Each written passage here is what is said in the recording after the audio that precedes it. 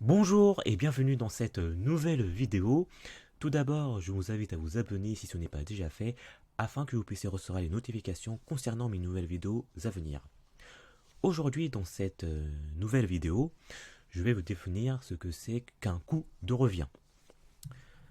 Le coût de revient ou prix de revient est une notion très importante en comptabilité et gestion. Le coût de revient correspond à l'ensemble des dépenses permettant la production et la finalisation d'un produit ou service. Le coût de revient est composé des charges directes et indirectes.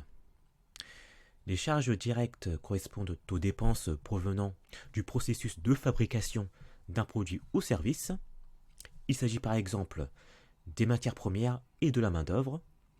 Ensuite, les charges indirectes correspondent aux dépenses ne se rapportant pas au processus de fabrication d'un produit ou service. Il s'agit par exemple de l'électricité, du loyer ou de l'assurance.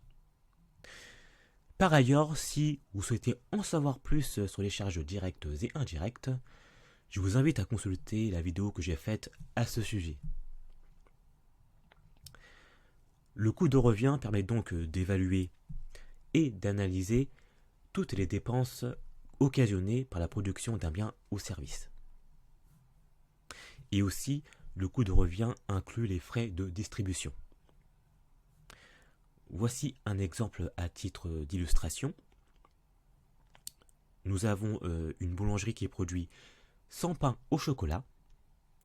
Les charges directes s'élèvent à 100 euros, les charges indirectes s'élèvent à 25 euros et les frais de distribution s'élèvent à 25 euros.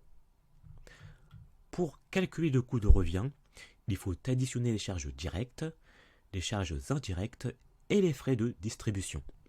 Ce qui donne 100 euros plus 25 euros plus 25 euros est égal à 150 euros. Donc le coût de revient est de 150 euros. Ensuite, il est possible de calculer le coût de revient d'un seul pain au chocolat. Pour cela, il faut diviser les 150 euros par la production totale de pain au chocolat, c'est-à-dire 100. Ce qui donne 1,50 €. Cela veut dire que la production d'un seul pain au chocolat coûte à la boulangerie 1,50 €. Le prix de revient permet aussi à la boulangerie de fixer son prix de vente.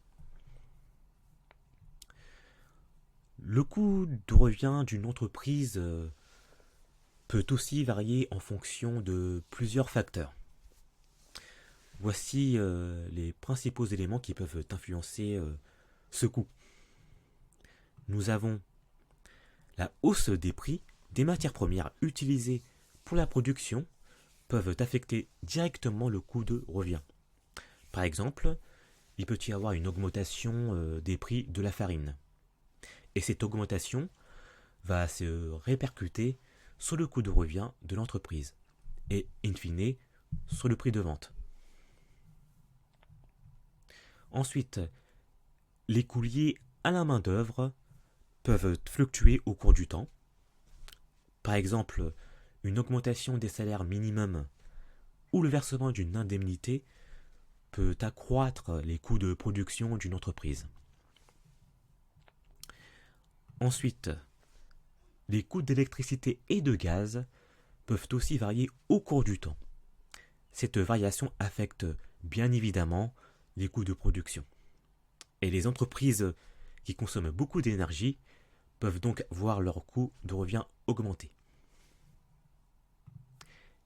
Les frais généraux, tels que les coûts de gestion, de marketing et les coûts administratifs, peuvent varier et affecter le coût de revient. Par exemple, une augmentation des coûts de publicité peut augmenter le coût total de production. Et enfin, les coûts de transport des matières premières et des produits finis peuvent également varier en fonction des prix du carburant. Si le prix du carburant est élevé pour transporter les marchandises, cela va se répercuter sur le prix de revient de l'entreprise.